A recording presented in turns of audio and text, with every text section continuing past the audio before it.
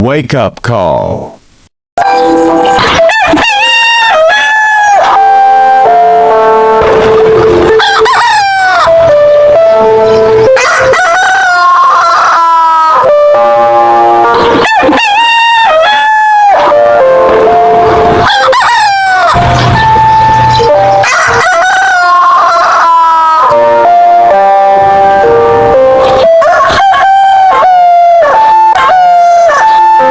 Prevalent is the habit of turning day into night and night into day. Many youths sleep soundly in the morning, when they should be up with the early singing birds and be stirring when all nature is awake. They lie in bed some hours after daylight, when everyone should be astir. Jesus, in the very early hour of the morning, often found him in some secluded place, meditating, searching the scriptures, or in prayer. Let the youth follow his example in finding at dawn and twilight a quiet season for communion with their Father in heaven. CG 525-2.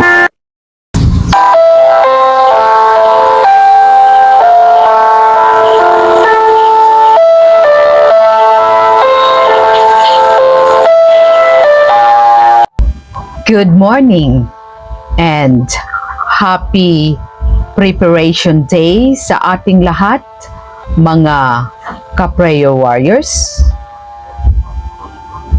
Our topic this morning is still the continuation of the story of the life of Abraham. And the title of our reading this morning is God Protects His Own People. And our text is found in the book of Psalm 105, verse 14 to 15. It says here, He suffered no man to do them wrong.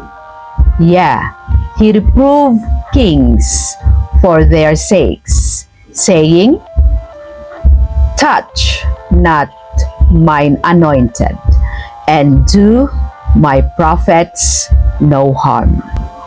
It is by close testing trials that God disciplines his servants. He sees that some have powers which may be used in the advancement of his work. And he puts these persons upon trial. In his providence, he brings them into positions that test their character and reveal defects and weaknesses that have been hidden from their own knowledge. He gives them opportunity to correct these defects and to fit themselves for his service. He shows them their own weakness and teaches them to lean upon him, for he is their only help and safeguard. Thus, his object is attained. They are educated, trained, and disciplined, prepared to fulfill the grand purpose for which their powers were given them. So, napakaganda po ng mensahe dito sa ating reading ngayong umaga, mga kapatid. I want to emphasize these lines. Nagsasabi, it is by close testing trials that God disciplines His servants. So, kahapon po mga kapatid ay ating natutunan na ang noble character was built amid trials and hardships. That's why God allowed trials for our own good, for the development of character. Yes, mga kapatid. So, it is says here, and he says that some have powers which may be used in the advancement of his work. He puts these persons upon trial in his providence. He brings them into positions that test their character and reveal defects and weaknesses that have been hidden from their own knowledge. So, ito po mga kapatid, isa sa mga purpose ng Panginoon na inaalaw niya sa atin ang trial dahil po para makita natin yung ating sariling kahinaan. Nabasa ko po dyan sa Spirit of Prophecy that we need to be critical in our own selves, in our own mistakes. Kailangan po ay ating suriing mabuti ang ating sarili. Mangin critical tayo sa ating sariling pag-uugali at hindi po maging critical sa ibang tao. Minsan po kasi ay palagi nating tinuturo yung kahinaan ng iba, no? Pero tatlong daliri po yung bumabalik sa atin, mga kapatid, dahil tayo na tumuturo ng kahinaan ng iba, ay tayo rin ay marami ring mga diferensya sa ating pag-uugali. So, kaya it is God's purpose to put us in a situation kung saan po tayo ay makaranas ng isang pagsubok at para po tayo ay magiging aware sa ating sariling kahinaan at para po kung ating makita kung saan po tayo mahina, we have a chance to improve. We have the opportunity to improve or to repent our own shortcomings and our own mistakes. So, posible ba na hindi natin makilala ang ating sarili, mga kapatid? Ang sabi pa ni David, "Search me, O God, and know my hearts. Try me and know my thoughts, and see if there is any wicked way in me, and lead me in the way everlasting." So, yan po ang sabi ni David. Dahil po sa ating buhay ay posible po na hindi natin kilala ang ating sariling pag-uugali. Katulad po ni Peter, sabi niya sa Panginoon, "Panginoon, kahit saan ka pumunta, ay sasama ako sa iyo."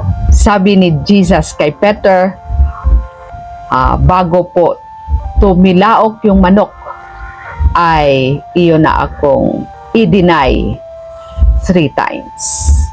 So, sa sarili ni Peter ay talagang kaya niya sumunod sa Panginoon.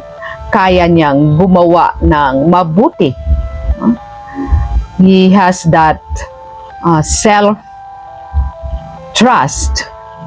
mga kapatid, or self-confidence na kaya niyang sumunod sa Panginoon, na hindi niya alam ang kanyang sariling kahinaan. Ganyan si Peter, mga kapatid, ay impulsive, pero may nakita yung Panginoon sa kanya na katangian na maggamit ng Panginoon sa kanyang gawain kung ito po ay mabago at ma-refine, no? Kaya ang sabi sa ating reading ngayong umaga, ang Panginoon po ay may nakita sa atin, no?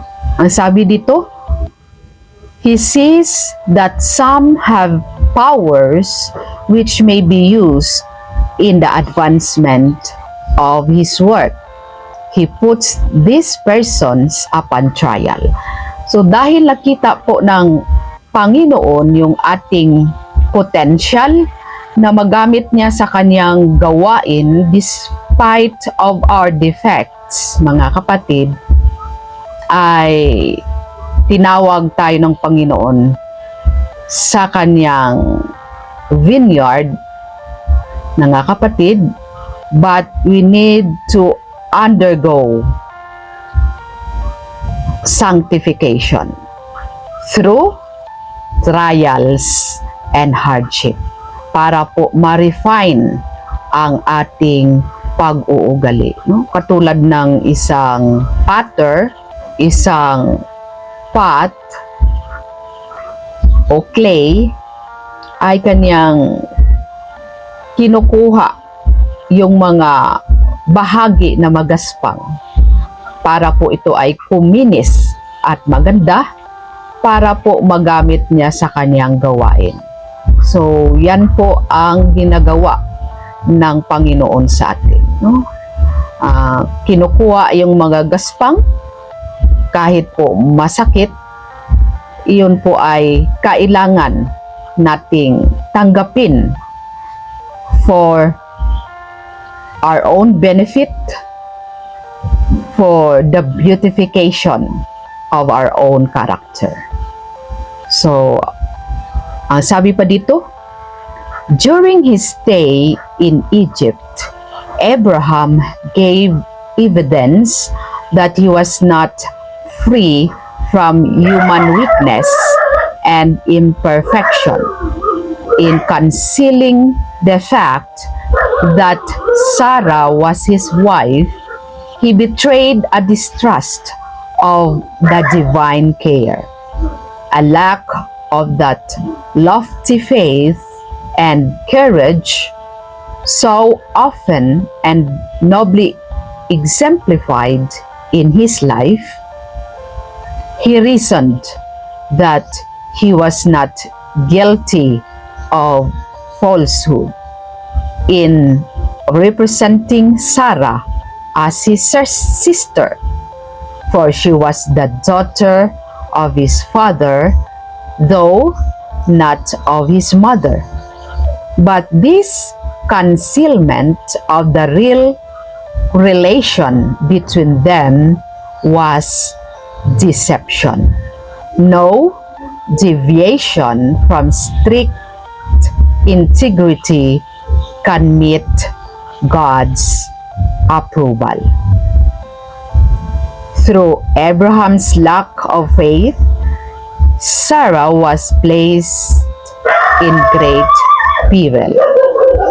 The king of Egypt, being informed of her beauty, caused her to be taken to his palace, intending to make her his wife. But the Lord, in his great mercy, protected Sarah by sending judgments upon the royal household. The warning that had been given to Pharaoh prove a protection to Abraham in his after intercourse with heathen peoples. It was seen that the God whom Abraham worshipped would protect his servant, and that any injury done him would be avenged. It is a dangerous thing to wrong one of the children of the King of Heaven. So, dito po sa ating binasa mga kapatid ay yung leksyon na ating makuha po dito sa buhay ni Abraham ay si Abraham po ay masabi nating hindi po siya nag-mature sa pananampalataya. At makita sa kanyang pag-ugali yung kanyang imperfection. Sabi dito, Abraham gave evidence that he was not free from human weakness and imperfection. Kaya may makita pa pong mga diferensya sa kanyang pag-uugali. Kaya God allows trial para po siya mismo ay ma-aware sa kanyang kahinaan. Kaya siya po ay nilagay ng Panginoon sa isang situation na siya ay mag-decide, no, para sa kanyang sariling kapakanan. But here, nakita sa kanyang buhay ang tinatawag na dishonesty or deception, because he denied his real relation with his wife Sarah. So kahit po maliit na kasalanan, o sabi nila white lie or black lie man yan mga kapatid, iyan po ay kasalanan pa rin. Ang sabi po sa Spirit of Prophecy mga kapatid, any defects of character is sin. So as we grow with Christ mga kapatid, as we grow in Christ, ay araw-araw we died in sin but we live in Christ, sabi ni Paul. Ibig sabihin mga kapatid, everyday ay makita natin na sa ating sarili ay tayo ay makagawa ng kasalanan sa isip, sa gawa, sa mga salita mga kapatid, at ating mismo makita sa ating sarili. And with that experiences every day, we die in sin but we live in Christ. Ay makita natin ang ating sariling kahinaan, and every day we also pray that God will forgive us. That every day we are aware with our weaknesses and we have the chance to reflect with our shortcomings, and we have the opportunity to change it by the power of the Holy Spirit and renew our commitment and relation with God. So we have a space for improvement every day mga kapatid sa ating buhay, and we will grow up to the fullness of Christ. So yan po ang ating pinaka mithiin sa ating buhay, is to reach that level, and that is the fullness of the character of Christ in our lives. Na lahat po na bunga ng banal na Espiritu ay mapasa atin. Yes, mayroon po tayong mga bunga ng banal na Espiritu, ngunit posible po na hindi pa ito kompleto o hindi pa po hinog, mga kapatid. No? So, we need to grow every day until we reach maturity, mga kapatid. So, isa pa pong lesson na ating makuha dito sa buhay ni Abraham, mga kapatid, ay nakita natin na yung Panginoon, kahit po tayo ay makita ang ating imperfection, God is ever faithful and merciful and loving kindness, mga kapatid. Sa ating makasalan ng buhay, God still protect us from evil. Ang sabi pa dito, mga kapatid, God protect His people. It was seen that God, whom Abraham worshiped, would protect His servant, that any injury done him would be avenged. It is a dangerous thing to wrong one of the children of the King of Heaven. So, I know, mga kapatid, na kayo rin po ay nakaranas rin ng proteksyon ng Panginoon against sa mga masamang tao o sa mga tao na hindi nakakilala sa Panginoon. Many times sa aming buhay, mga kapatid, ay nakakaranas kami ng ganitong eksperyensya katulad ni Abraham, na yung mga tao na gumagawa ng hindi maganda sa atin ay talagang makita natin yung judgment na ginawa ng Panginoon sa kanila. At kahit lang po yung one time, mayroon kaming motorcycle at bininta namin ng installment. At pagdating ng isang araw ay nagsabi yung babae na yung hinahanap niya yung deed of sale. Yun pala ay binswap niya yung motorcycle sa isang tao na yung kanyang nabayad pa lang, mga kapatid, for 5 months is only 10,000.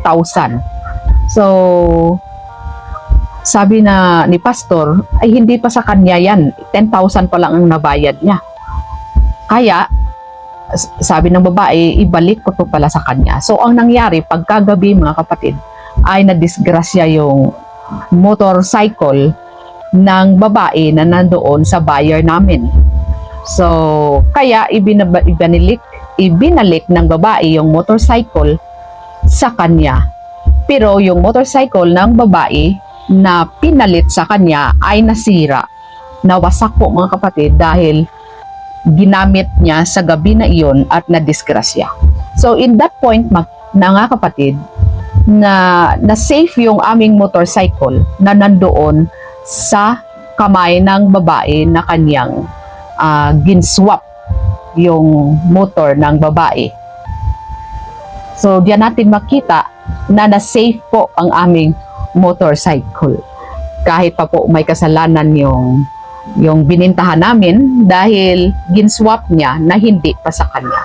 So, God protect, no? Kahit po sa ating mga kagamitan, makita po yung proteksyon ng Panginoon. No? So, napakaganda po ng ating reading ngayong umaga. God protects His own people, mga kapatid. Sabi po sa Spirit of Prophecy na kahit isang segundo lang po sa ating buhay, kung wala po yung Spirit, yung mga anghel ng Panginoon nag-protect sa atin, ay talagang papatayin po tayo ng dyablo. No? The enemy came to kill and to destroy. But the Son of God cometh, so that we have life, and we have life abundantly. Thank you. At this point, we will proceed to our prayer. Let's pray. Ama naming banal na mahabagin at pagmahal, nawa ang iyong gabay at pagpapala ay mapasa amin lahat sa araw na ito. Maraming salamat sa iyong biyaya at sa iyong proteksyon, ang pagpapala ng kalusugan at katalinuhan at tagumpay po sa aming panampalataya. Kayo, Panginoon, ang nagbigay sa amin ng lakas, talino at buhay, lalo na po sa kasalukuyan, Panginoon. Dinadalangin namin ang bawat isa na ka-prayer warriors na patuloy na sumusuporta at nakibahagi po sa iyong gawain through prayer.